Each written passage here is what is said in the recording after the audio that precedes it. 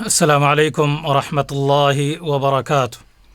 الحمد للہ رب العالمین الرحمن الرحیم وصلی اللہ وسلم وبارک علی نبینا محمد وعلی آلہ وصحبہ اجمعین، اما بعد۔ اعوذ باللہ من الشیطان الرجیم، بسم اللہ الرحمن الرحیم۔ ان ھذا القرآن یہدی للتی ہی اقوم ویبشر المؤمنین الذین یعملون الصالحات ان لهم اجرا کبیرا۔ وقال رسول اللہ صلی اللہ علیہ وسلم اقرأوا القرآن فإنه یأتی یوم القیامة شفیعا لأصحابہ۔ عزیزان گرامی، اللہ رب العالمین کی بہت ساری نعمتوں میں سے بہت بڑی نعمت قرآن کریم کا نزول ہے، اور اللہ رب العالمین کی طرف سے بھیجی ہوئی کتاب قرآن مجید ہے۔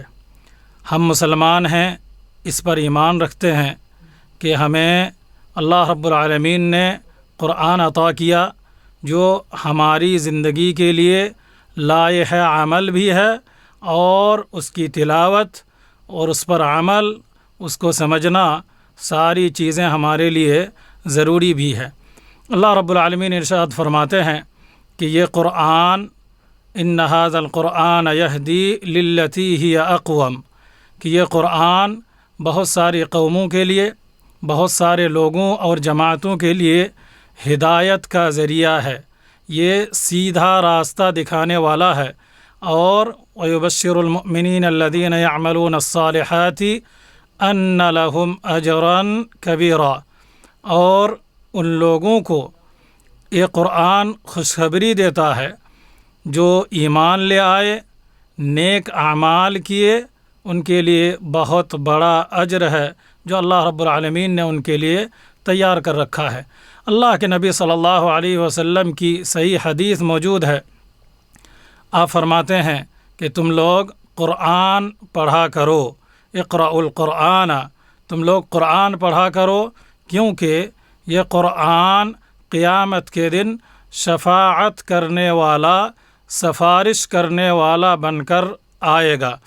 اس لیے ضرورت اس بات کی ہے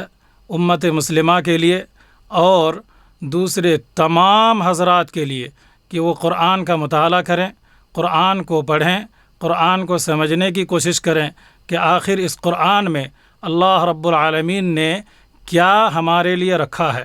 اور کون سی چیز ہمارے لیے اس قرآن میں موجود ہے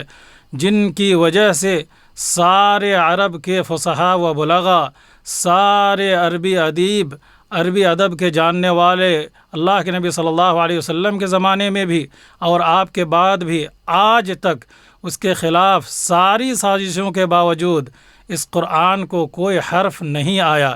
اس لیے ضرورت اس بات کی ہے کہ ہم قرآن کی طرف آئیں، قرآن کی تلاوت کی طرف آئیں، قرآن کو سمجھنے کی طرف آئیں، اور قرآن کی تعلیمات کو عام کرنے کی طرف آئیں، قرآن کی خدمت اور اس کے متعلق جتنی بھی چیزیں ہو سکتی ہیں ساری چیزوں میں بڑھ چڑھ کر حصہ بھی لیں، اور اس کے جو منبع ہیں، اس کے لیے جو دانشگاہ اور درس گاہیں ہیں، اس کے لیے جو مدارس ہیں، اس کے لیے جو معاہد اور دیگر